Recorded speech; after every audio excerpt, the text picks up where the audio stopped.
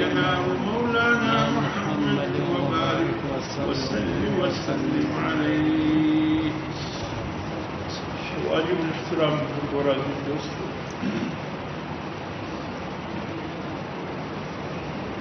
جس عنوان کے حوالے سے گفتگو کرنے کا ارادہ ہے، اس کی تمہید پچھلے جمعے میں بیان چکا ہوں. تفصیل کے ساتھ تمہیداً چند ایک باتیں عرض کر چکا ہوں. حسب وعدہ کمی وقت کی پیش نظر چند ایک باتیں رہ گئی تھی. آج کی دنیا کی نشست میں وعدے کے مطابق اس حوالے سے کوشش کروں گا کہ آج کی اس نشست میں اپنی اس گفتگو کو مکمل کر سکوں. میرے محترم دوستو، یہاں اللہ رب العزت نے ایک نصیحت کی بات کی اور پیغمبر علیہ السلام کو خطاب کر کے فرمایا وذکر، اے میرے پیغمبر صلی اللہ علیہ وسلم آپ برابر نصیحت فرماتے ہیں سب کو. امت دعوت کو بھی نصیحت کرتے رہے، امت اجابت کو بھی دعوت نصیحت کرتے ہیں. امت اجابت کون ہے؟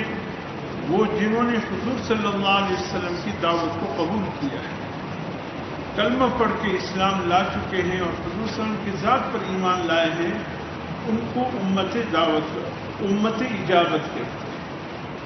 اور جن کو دعوت دینا ہے ابھی تک ہے تو حضور صلی اللہ علیہ وسلم کی امتی، لیکن حضور صلی اللہ علیہ وسلم کے امت ہونے کے باوجود حضور صلی اللہ علیہ وسلم کے پیغام کو قبول نہیں کیا ہے، ان کے متعلق بھی حضور سے یہ فرمایا گیا کہ اے میرے حبیب آپ ان کو بھی برابر نصیحت فرماتے ہیں جو امت دعوت ہے، جن کو دعوت دینی ہے. تو اس لیے فرمایا کہ آپ کی نصیحت ان کے لیے فائدے کی باعث ہو، ان کے لیے فائدہ مند ہو. میرے محترم دوستو، نصیحت ہوتا ہے، ایک تنقید ہوتا ہے. نصیحت ایک خیرخواہانہ بات ہوتی ہے، خیرخواہانہ بات، اور تنقید انسان کی ذات پہ حملہ ہوتا ہے. آج آپ کو نصیحت والے بہت کم ملیں گے، جو ملیں گے تنقید والے ملیں گے. اگر سچ بھی بولیں گے تو سچ کا انداز ناصحانہ نہیں ہوگا بلکہ ذلیل کرنے والی سچ ہوگی. نہیں جی میں سچ کہوں گا، میں نے تو جھوٹ نہیں بولنا ہے. بھئی بعض مواقع ایسے ہیں کہ جس سچ سے نقصان ہو وہاں اس سچ کو بھی روک دو.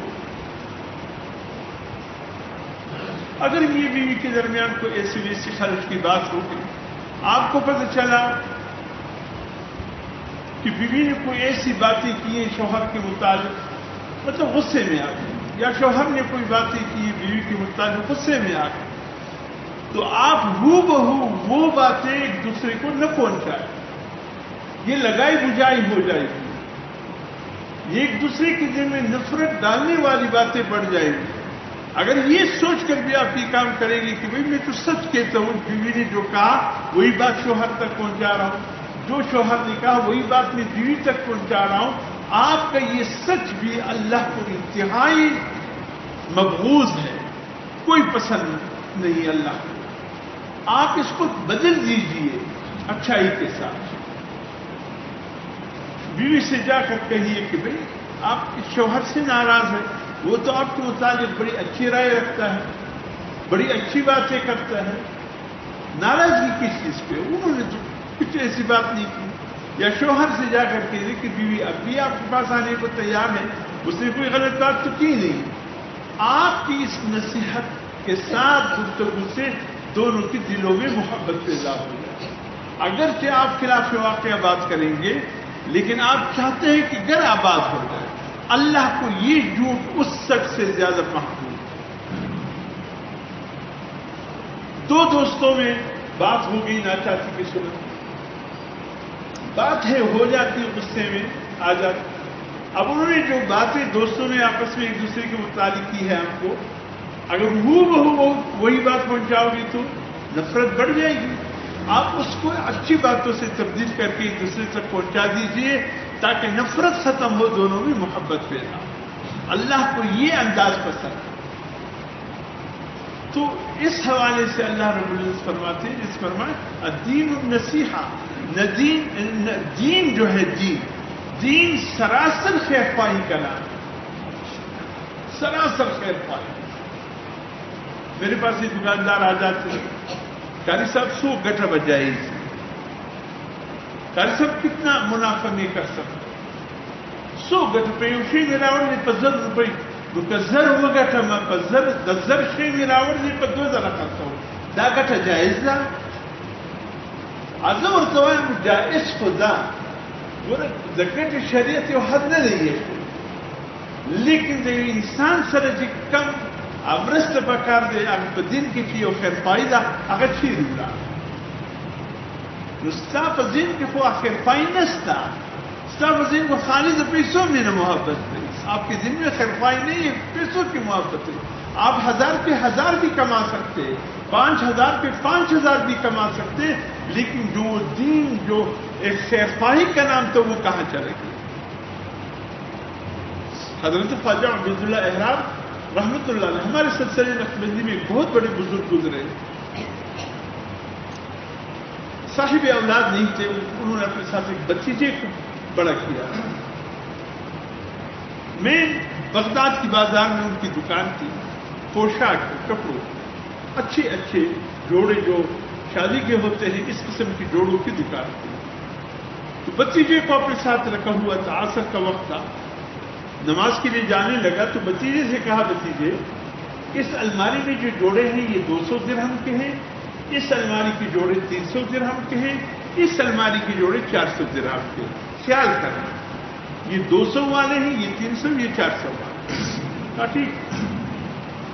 چلے گئے خواجہ عبید اللہ احرار رحمۃ اللہ علیہ نماز پڑھ لی تھی، واپس جب نماز سے فارغ ہو کر باہر نکلنے لگے تو مسجد کے سامنے ایک شخص کو دیکھا، وہ بازار سے کچھ سودا خرید کے گزر رہا تھا، لیکن جو اس کے ساتھ جس شاپر میں سمجھ لیجیے یا لفافے میں جو لفافہ تھا اس میں جو بھی پوشاک تھا، لفافے کو دیکھ کر وہ پہچان لیا کہ یہ لفافہ ہماری دکان کا ہے۔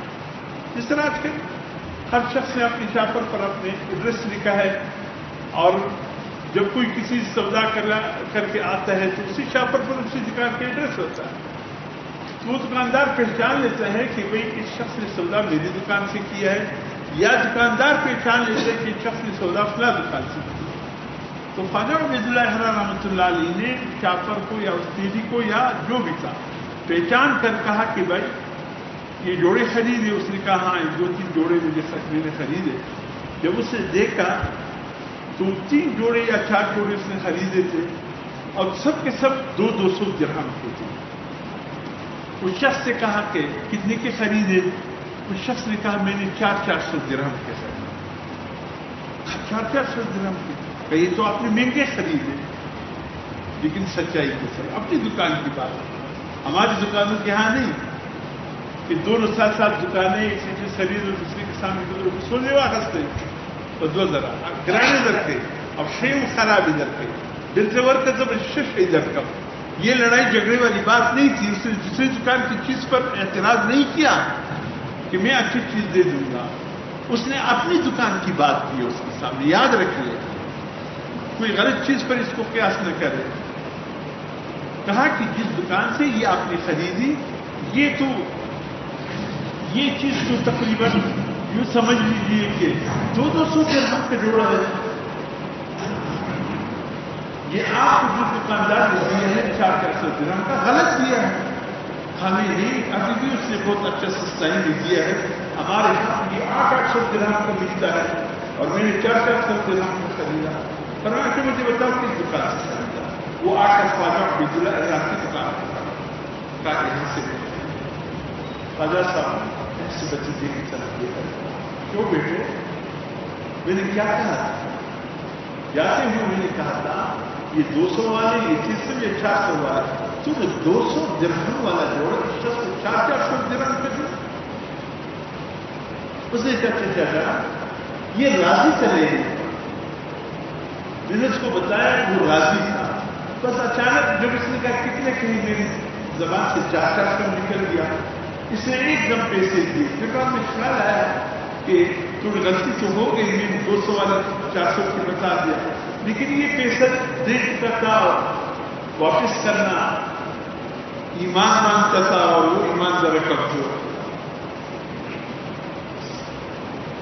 ہمارے یہاں ایسے دکانوں پر لکھا ہوتا ہے نا کہ خرید ہوا مال واپس یا تبدیل نہیں ہو. دقت ہے. اب الحمدللہ ایک حد تک صاحب ایمان ہو گئے. کچھ دعوت تبلیغ والوں کی محنت سے اور دین کی محنت سے، کچھ مسجد کی تعاون سے، کہ اللہ والوں کی مجلس میں بیٹھنے سے کسی حد تک انسان کی ایمان بڑھ چکا ہے کہ بھئی یہ جملے لکھ کر میں جنت کا سودا دوزخ کے ساتھ کر رہا ہوں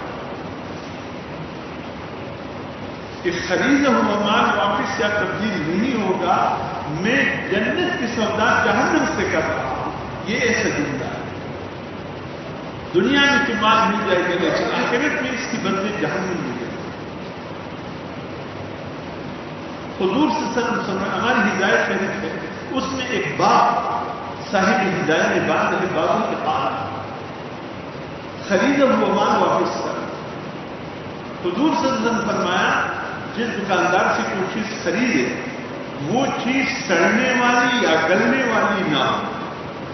مثلا جیسے گوشت ہو گیا، سبزیاں ہو گئی، اس اعلیٰ حضرت پیاز، ایسی چیز جو فوراً لے جا کر پکانا ہے، یا دودھ ہو گیا، دہی وغیرہ ہو گیا، گلنے سڑنے والی چیز نہ ہو. اگر گھر لے گیا، گھر والوں کو پسند نہیں آیا، وہ شخص اس کے اٹھا کر دکاندار کے پاس ہے کہ میں کیا کروں، گھر والوں کو پسند نہیں، یہ واپس کر دے. حضور صلی اللہ علیہ وسلم نے فرمایا اس دکاندار نے حضرت پریشانی کے ساتھ اس چیز کو واپس کر دیا، اللہ اس تاجر کے لیے جنت نکلے. اس لیے کہ یہ تاجر سے پوچھے کہ جس وقت خریدو وہ چیزیں واپس لیتا ہے اس کا حال کیا ہوتا ہے، وہ کس مقام پہ ہوتا ہے. لیکن اپنے ایمان، اپنے دل، اپنے نفس پر اپنے ایمان کو مضبوط کر کے نفس دل پر جبر کر کے وہ واپس لیتا ہے، پیسے حضرت پریشانی سے واپس کرتا ہے. حضور صلی اللہ علیہ وسلم نے فرمایا اس کے لیے جنت والا. صحابی نے یہ سنا، مدینہ منورہ میں جا کر اس مقام کو حاصل کرنے کے لیے دکان کھولا. دکان کھولنے کے بعد بیٹھ گیا، چیزیں فروخت کرتا رہا کہ کوئی خدا کا بندہ مجھ سے کوئی چیز لے جائے اور اگر میں پسند نہ آئے واپس لے آئے، اور میں خندہ پیشانی سے اس سے لے. انتظار کرتے کرتے سال ہوا. سال کے بعد ایک شخص گاہ لے گئے تھے، گھر والوں کو پسند نہیں آیا، واپس آیا. اس صحابی سے کہتے ہیں آپ ناراض نہ ہو، یہ چیز 2 دن پہلے میں آپ سے لے گیا تھا، گھر والوں کو پسند نہیں آیا، یہ واپس کرنے کے لیے آیا. کہا سبحان اللہ کے بندے، 1 سال کیوں لے لگا، تیرے انتظار میں مجھے 1 سال لگا. بیٹا آؤ بغیرتی جو ٹھنڈا اور گرم مشروب کا پلایا، پھر اس کو بٹھا کر بڑی عزت کے ساتھ پیسے واپس کر کے وہ چیز لے لیا، اس کو رخصت کر دیا، دکان بند کر کے مدینے میں بول گیا. کسی نے کہا دکان کیوں آئے، دکانداری کا وقت ہے، عروج پہ ہے دکانداری، آپ نے دکان بند کر دی. بس جس مقصد کی دکان کو اللہ تو آج پورا جنت کا سودا ہو گیا. بس مجھے یہی چاہیے کہ کوئی نہیں کیا، میں نے کیا کرنا ہے دنیا اور دنیا جانا. کیسے ایمان. کوئی ہم سے کہے کتنا پاپڑ جینے پڑتے ہیں، کتنا دل پر جمع کرنا پڑتا ہے. یا آپ کی سنیری مارکیٹ کی کا سنیری مارکیٹ کے سب مجھے اس طریقے سے یاد بھی نہیں، بچپن میں دیکھے ابھی یاد بھی نہیں کون سا مارکیٹ کہاں ہے. ایک دکاندار کوئی کڑھائی بڑھائی کی چیزوں پہ کام کرتے، کوئی فرش، کوئی جوتے پر کڑھائی وغیرہ. اس نے مجھے ایک دن کہا، ڈاکٹر صاحب ایک دن آیا اصل طور پر، اگر ایک شخص آیا تھا میرے پاس، اس نے مجھے 70,000 روپے کا آرڈر کیا، یہ چیز بناؤ. سارا کا تھا یا واران کا، بلوچ ایریا سے تعلق. 70,000 روپے میں اس نے مجھے 25,000 دے دیے. باقی کے مال جب مکمل ہو جائے گا ہفتے کے بعد میں آگے کر دے جاؤں. تو میں نے کہا ٹھیک ہے. اس نے میں نے مال بنا کر رکھ دیا. 6 مہینے گزر گئے, 7 مہینے گزر گئے, وہ شخص نہیں آیا. میرا پیسہ بھی بن رہا اس میں اور وہ بھی نہیں آیا. پریشان تک کروں تو کیا ہے. میں نے کہا آپ کے پاس آ کر کے پوچھوں گا. اس نے 25,000 روپے دیے تھے, کیا کرا. اچانک کا ایسا وہ شخص ابھی آیا ہے دکان پہ اور مجھ سے کہہ رہے ہیں کہ پیسوں کا بندوبست نہیں ہوا, آپ میرے 25,000 واپس کر لیجیے اور اپنا سامان لے لیجیے, مجھے اب ضرورت نہیں. 7 مہینے انتظار کیا, مال میرے بن رہا. اب وہ شخص واپس کرنے کے لیے آیا ہے 7 مہینے کے بعد. آپ بتائیں, آپ جو کہو گے میں وہ کروں. میں نے اس کو کہا بیٹھ جاؤ. میں کہا سب سے مسئلہ پوچھ رہا. میں نے کہا کہ میں مسئلہ تو بتاؤں کہ بڑا واضح ہے. آپ کے ایمان مضبوط ہے تو الحمدللہ. اگر میں کوئی ایسا مسئلہ بتاؤں جو آپ کی دل, آپ کا دماغ, آپ کا نفس تسلیم نہ کرے تو پھر کافر ہے. میرے دل بھی تسلیم کرے گا, دماغ بھی تسلیم کرے گا, میرے نفس بھی تسلیم کرے گا. آپ بات کیجیے. میں نے کہا یوں کیجیے, اس شخص کو 25,000 روپے واپس کیجیے. مال آپ کے ساتھ ہے رکھیں اور یہی مال انشاءاللہ جو 70,000 میں واپس ہوا ہو سکتے ڈبل قیمت میں, کیونکہ 7 مہینے گزر گئے. یہ چیز آگے فروخت ہوگا, اللہ آپ کی ایمان کو دیکھ رہا ہے, ذوق سے بھی دیکھ رہا ہے کہ کتنی قوت ہے وہ بھی دیکھ رہا ہے. اس وقت آپ کا زبردست ایمان کی ایک امتحان وہ زبردست بات ختم ہو یہ 25,000 روپے واپس کریں. مال اللہ کی شان. دوسری دن اسی علاقے کے شخص ہے کہ اس مال کی مجھے ضرورت ہے, آپ مجھے فروخت کریں. کسی نے کہا یہ مال جو 70,000 کا ٹکٹ میں نے اس کو بتایا یہ مال 1,30,000 کا ہے. اس نے کہا میں لینے کو تیار ہوں. پھر میرے پاس آگے ہے. اب یہ ہو گیا. میں نے کہا اللہ نے جو آپ کے لیے وَيَرْزُقْهُ مِنْ حَيْثُ لَا يَحْتَسِبُ لکھا ہے کہ اللہ دوسرے جگہ سے اسے بندوبست کرے گا کہ تمہیں گمان بھی نہیں ہوگا. دے کہیں کیسے ہوا. میں نے کہا بس تھوڑی دیر کے ایمان. اللہ نے اس کو آزما دیا, آپ کو اس کا بدلہ دیا. یہ تھوڑی دیر کی آزمائش خدا کی. اسلام کا کبھی بھی یہ بورڈ مت لگانا خریدا ہوا مال واپس جا کر دینا مت لگانا. آپ کی اس سے دنیا بھی مل جائے گا اگر آپ نے یہ بورڈ نہیں لگایا اور فضل پیشانی سے آپ نے یہ کام کیا اور اچھی قیمت پر وہ چیز جو آپ نے واپس لیے ہیں اللہ تھوڑی دیر کے لیے آپ کو آزما رہے, وہ اچھی قیمت پر نکل جائے گا. یہ امتحان. تو الدین النصیحہ. حضور صلی اللہ علیہ وسلم فرماتے دین خیر خواہی کا. آپ 1000 پہ 1000 کما سکتے ہیں, 1000 پہ 5,000 کما سکتے ہیں, لیکن وہ خیر خواہی کا.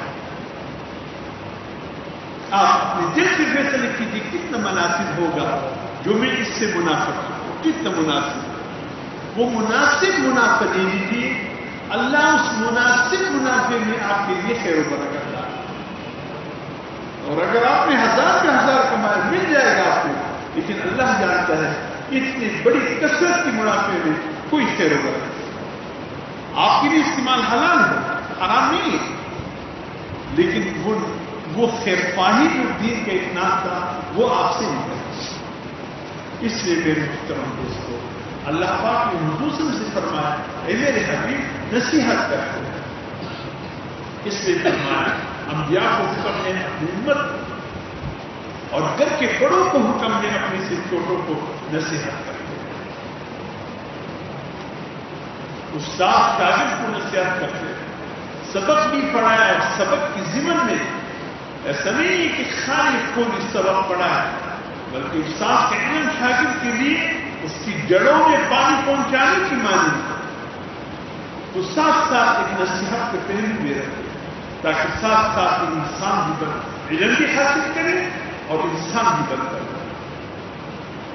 اور فرمایا بڑے چھوٹے کو نصیحت کرے،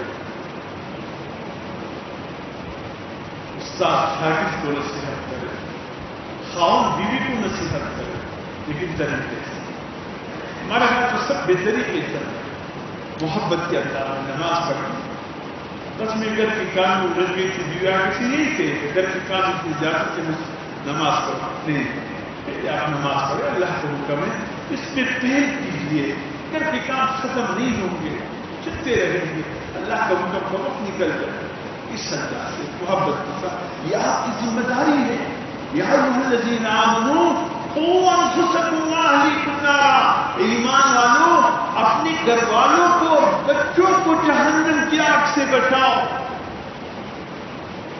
بچوں کی بھی تربیت آپ کی ذمہ ہے، دیکھتے رہو کہ میرے بچے کس نشست میں اٹھتے بیٹھتے ہیں، کہیں ایسا نہ ہو کہ آپ نے بچوں کی خبر گیری نہیں کی اور کل آپ کے دروازے پر ٹک ٹک ٹک کی آواز آئے، جی کون آپ؟ جی آپ کے بیٹے نے مجھ سے اتنا پیسہ لے لیا تھا، افسوس افسوس 1,10,00,000 بن چکا ہے، مجھے دے دے، اور آپ کے پاؤں کے نیچے سے زمین نکل جائے، مجھے پتہ نہیں چلا میرا بیٹا کس ماحول میں بیٹھتا ہے، کہاں بیٹھتا ہے۔ جب بیٹا منشیات کی لت میں گرفتار ہو کر عروج پر پھر آپ کو خبر ہو، پھر نصیحت کرو گے، پھر کوئی فائدہ نہیں، اس کی نشست و برخاست کی خبر لو۔ خدا کی قسم اس دور میں ایک کنواری بچی کو سنبھالنا اتنا مشکل نہیں جتنا ایک جوان بیٹے کو سنبھالنا مشکل ہو گیا، اس کی خبر گیری نہ ہونے کی وجہ سے جب پانی سر سے اونچا ہو جائے پھر پتہ چلتا ہے پھر کیا کر سکو گے۔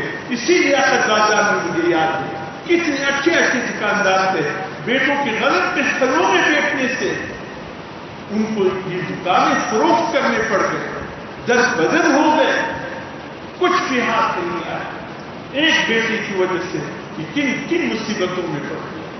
یہ سود، یہ تو بتلاشی ہے، وہ دیکھتے ہیں یہ نوجوان ہے، اس کے بیٹے کے، اس کے والد کی دکان بھی ہے، گاڑی بھی ہے، سب طریقے سے اس کو اپنے دامن میں لے آتے، پتہ ہے کہ اس کے والد کے پاس کیا کیا ہے۔ خدا کے لیے خبر گیری کرو، رات دیر تک بیٹا گھر آئے پوچھ لیا کرے بیٹے کہاں سے آ رہے ہیں، کیوں دیر کر دی۔ حضور نے فرمایا جس گھر کے مرد اپنے بچوں کو نصیحت نہیں کرتا اس گھر کے مرد اور مردے برابر ہیں، اس گھر کے مرد اور مردے برابر ہیں۔ جس طرح مردہ بول نہیں سکتا اسی طرح اس گھر کی برکت نہیں۔ اس نے فرمایا اپنے گھر کی خبر گیری خصوصاً اس دور، اس وقت جس میں میں اور آپ موجود ہے، خدا کے لیے اپنی گھر کی خبر لو، کہیں کسی کونے پر آگ تو نہیں لگی ہے، اور آپ اس وقت پتہ چلے جب آپ کو پاؤں کے نیچے سے زمین سرکتے ہوئے محسوس ہو، پھر کچھ نہیں ہوگا۔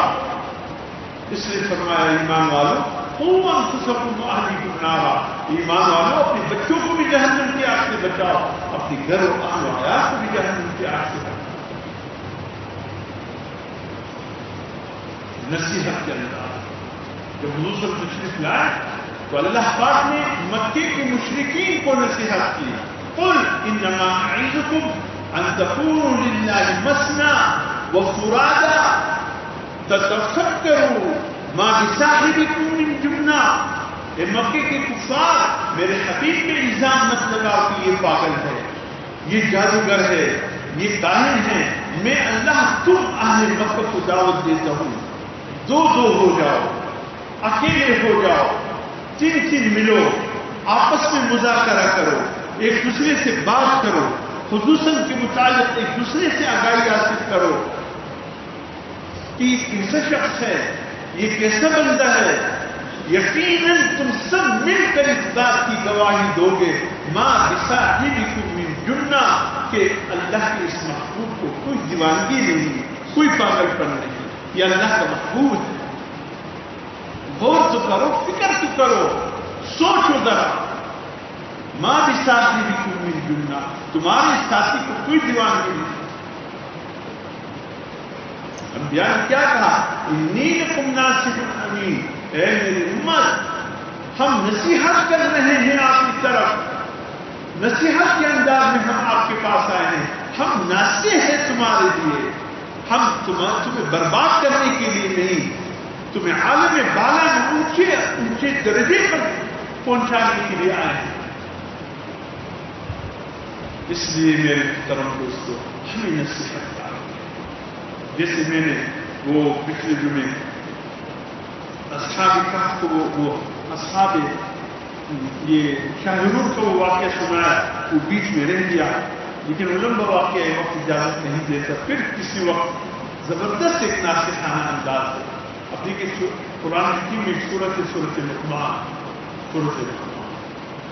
اس سورت لقمان میں حضرت لقمان رضی اللہ تعالیٰ عنہ کے متعلق اللہ نے ذکر ہے، اور اس میں اللہ نے حضرت لقمان حکیم نے جو بیٹے کو نصیحت کی ہے، اللہ کو اتنا پسند آیا کہ اس نصیحت کو قرآن کا زینت بنایا۔ کتنے پیار کے انداز میں ایک باپ اپنے بیٹے کو نصیحت کر رہا ہے، کیا انداز تھا! قرآن مجید تو ہمیں سمجھانے کے لیے آیا ہے، بتایا ہر باپ کو دعوت ہے وہ سورہ لقمان پڑھے اور اس انداز سے اپنے بچوں کو نصیحت کرے۔ قرآن تو ہماری رہنمائی کے لیے آیا ہے، قرآن ہمیں کچھ سمجھانے کے لیے آیا ہے۔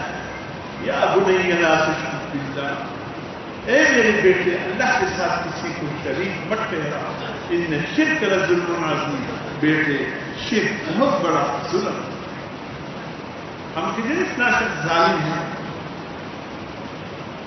یا فلاں جج ظالم ہے، فلاں افسر ظالم ہے، ظلم کی کیا معنی؟ ظلم کی کیا معنی؟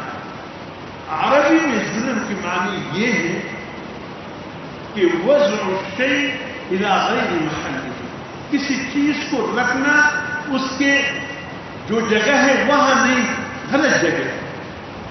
ایک چیز کو اس کی جگہ پر رکھنے کی بجائے غلط چیز پر غلط جگہ رکھ دیا جائے، اس کو ظلم کہتے ہیں۔ مثلا یہ حق نہ کتا اٹھا کر اس کو دیا، جج نے فیصلہ کیا، جج نے ظلم کیا، یہ اس کا حق نہیں تو اس کا حق۔ اسی طریقے سے جو اس قسم کی فیصلے کرے، اس قسم کی کام کرے، وہ ظالم ہے۔ جس طرح ہمارے معاشرے میں میرٹ کی دھجیاں اڑی جا رہی ہیں، پیسوں پر نوکریاں دی جا رہی ہیں، اور پیسوں پر کیا ہوتا ہے؟ اہل اور نااہل نہیں، جس کے ساتھ زیادہ پیسے وہ خرید رہا ہے۔ وضع الشیء الی غیر محلہ ظلم ہے۔ اہل وہ تھا، پیسے کی بنیاد پر اس کو دیا گیا، پھر ہمارے محکمے کیسے سدھر گئے؟ اب کس محکمے سے پوچھو؟ ہر جگہ ظالم بیٹھے، ظالم کے مطلب اس کا اہل نہیں تھا، وہ اس پوسٹ پر آئے، پیسوں کی بنیاد پر، لین دین کی بنیاد پر اس پوسٹ پر آئے۔ تو اس لیے سب سے بڑا ظالم تو وہ ہے کہ عبادت کا حق کس کا تھا؟ اللہ کا۔ عبادت کا حق کس کا تھا؟ اللہ کا۔ آپ نے عبادت کا حق اللہ سے لے کر کسی اور کو دیا، ان الشرک لظلم، شرک بہت بڑا ظلم ہے کہ یہ حق عبادت کا اللہ کا تھا، آپ نے اٹھا کر دے دیا۔ آپ گائے کے پجاری بن گئے، خود ساختہ بتوں کی پجاری بن گئے۔ یہ بتوں کا حق نہیں تھا، یہ عبادت اللہ کا حق تھا، آپ اس لیے ظالم بن گئے کہ آپ نے جو اللہ کا حق تھا وہ غیر کو دے دیا۔ اس لیے ان الشرک لظلم عظیم، شرک بہت بڑا ظلم ہے کہ اللہ کا حق اٹھا کر آپ اللہ کے بندوں کو دیں، یا جو اللہ کی مخلوقات ہے اس کو دیں۔ تو حضرت لقمان حکیم کی زبردست نصیحت اللہ کی اتنی پسند آ گئی کہ پوری سورت کا نام سورہ لقمان رکھ دیا۔ اور اس طرح میرے محترم دوستو، جیسے کہ میں نے عرض کیا، ابھی ہماری ذمہ داری ہے، ہمیں بتایا جا رہا ہے کہ نصیحت سے غافل نہ کرتے رہو، انسان سلیم الطبع ہے، بسا اوقات دعا پڑھنے کی میں چیز بھی پڑھ لیتا ہے تو نصیحت حاصل کرتا ہے. جس کی فطرت خبیثہ ہو اس کی تو بات ہی نہ کرے. جس کی فطرت سلیمہ ہو خدا کی قسم ہو سکتا ہے کہ اللہ پاک اس کے دل پہ بات ڈالے. یہ کافی سال پہلے کی بات صرف قدرت کے لیے بتا رہا ہوں. یہ واقعات ذخیرے واقعات میں سے ایک واقعہ ہے. ذخیرے واقعات میں سے ایک واقعہ. 2-3 بندے میرے پاس آئے. میرے پاس جب نماز میں آیا کرتے تھے گھٹنوں کا کمر کی تکلیف نہیں تھا تو آدمی مجھے ایسے لگے جیسے کہ یہ لوگ غلط محفل میں بیٹھنے والے لوگ تھے اچانک اچھے محفل کی طرف آ گئے سدھر گئے. مجھے ایسے بندے ہیں لیکن میری عادت نہیں کسی سے پوچھنے کی. تو انہوں نے آ کر کہا کہ ہمارے ساتھ کوئی افراد نکالا ہم بڑے دور سے آئے ہیں علاقے کا نام بھی دیا کر سب کسی نے آپ کے ایڈریس دیا اس کو آپ دم کوئی افراد کا ایک دم ہے کالے ارکان کے تھرو جو میں ہم دم کرتے ہیں یا پھر تو بھی کوئی دی. تو میں نے جب دم کر لیا الحمدللہ 2 دم سے کافی فرق پڑا. 3 دفعہ جب دم کیا تو اچھا خاصا اثر. وہ شخص جس کو میں دم کر رہا تھا اس نے مجھے کہا قاری صاحب آپ نے ہم سے نہیں پوچھا ہم کہاں سے آئے ہیں. میں نے کہا میری عادت پھر بھی پوچھ لیتے. میں نے کہا شہر کی مسجد ہے ہر قسم کے لوگ آئے. اب کس کس سے بھی پوچھوں سوالیں عمری بھر دو نہیں ہو سکتے. چلے آپ بتا دیجیے آپ جو کہہ رہے ہیں اس کا مطلب ہے کوئی بات آپ بتا دیں. ان 3 میں 2 نے کہا قاری صاحب ہم اتنے بڑے ظالم تھے ظلم کی وجہ ہمارے باقاعدہ علاقوں میں تشکیلیں ہوتی تھی. بات کہنے کی تو نہیں ہے آگے تو کہہ دوں ہمیں مارنے کا پلان دیا جاتا ہے. فلاں علاقے میں جا کر فلاں بندے کو مارنا ہے. فلاں جگہ جا کر 2-3 بندے ہیں 2-3 کو مارنا ہے. فلاں میں فلاں کو مارنا ہے. پتہ نہیں سب سے اوپر بندے ہم مارتے. پھر کیا ہوگا تاکہ ہم بس میں جا رہے تھے ایک جگہ تشکیل کیا ہمارا کسی کو مارنے کے لیے. اسی بس میں تبلیغی جماعت والے بھائی بھی آ کر گئے. ہمیں دیکھ کر اس نے فوراً دعوت دی کہ بھئی یہ دعوت کے لیے ہم آئے ہیں رائٹ سے ہماری تشکیل ہو گئی آپ بھی ہمارے ساتھ وقت لگا لیجیے سروزہ لگا لیجیے. یہ جماعتوں میں کیا رہتے تو ہم دعوت دے دیتے. کام نے کہا کہ تم پاگل کیا ہوگا سروزہ اور چلا لگا کیا انسان بن جاؤ کیا انسان بن جائے گی تو پھر کیا ہوگا. کہا پھر آخرت آپ کی بن جائے گی. کہا کون سی آخرت. کہا مرنے کے بعد جو ہوگا. کہا مرنے کے بعد کس نے دیکھا کون سی زندگی آئے گی. مرنے کے بعد انسان مٹی میں مل جائے خاک ہو جائے کچھ بھی نہیں آگے. اگر کچھ بھی نہ ہو مرنے کے بعد چلو سونے پر سہاگا تم بھی آرام سے قبروں میں جا کر سو جانا ہم بھی سو جائیں گے. لیکن اگر ہوا تو پھر اگر قبروں سے اٹھ گئے اللہ کے سامنے حاضری ہوگی اس زندگی کا اللہ نے پوچھا پھر کیا ہوگا. نہ ہوا تو چلو نہ صحیح ہوا تو کیا کرو گے. انہوں نے یہ بات ایک دم ہماری دل کو گرفت کرتا اگر ہوا تو پھر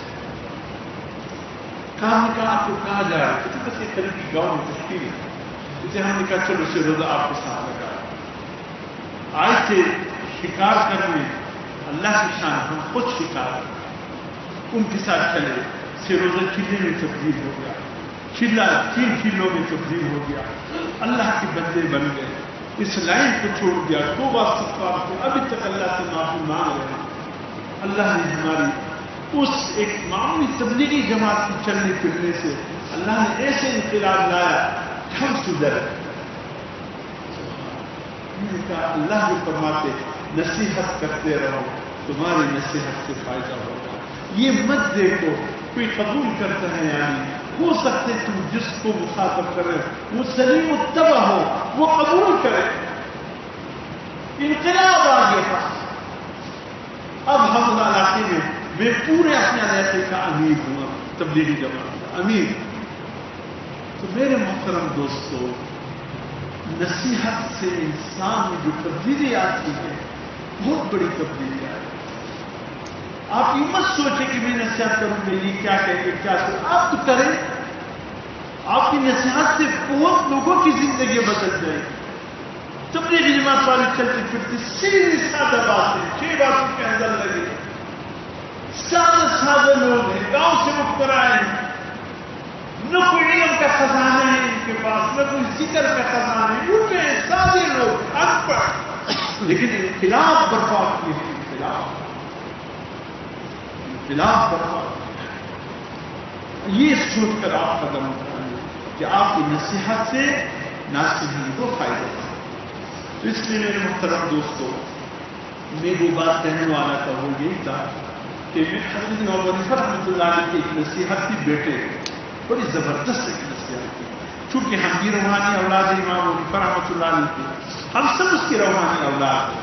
حماد کو وصیت تھا, نصیحت تھا, وہ نصیحت اصل میں ہم سب روحانی اولاد کو ہے. ایک بہت بڑی نصیحت. اس نے کہا بیٹے حماد سے کہا کہ میرے بیٹے حماد مجھے 5 لاکھ احادیث یاد ہے. 5 لاکھ سے امام ابو حنیفہ کو یاد تھے. بیٹے میں نے تمہارے لیے 5 لاکھ حدیثوں میں 5 حدیثوں کا انتخاب کیا ہے. اگر تم نے ان 5 حدیثوں پر عمل کیا گویا تم نے 5 لاکھ حدیثوں پر عمل کیا. زبردست نصیحت ہے. وقت کی تنگی ہے, زندگی ہے تو آنے والی دن میں اسی حوالے سے گفتگو ہوگی. اللہ عامل کی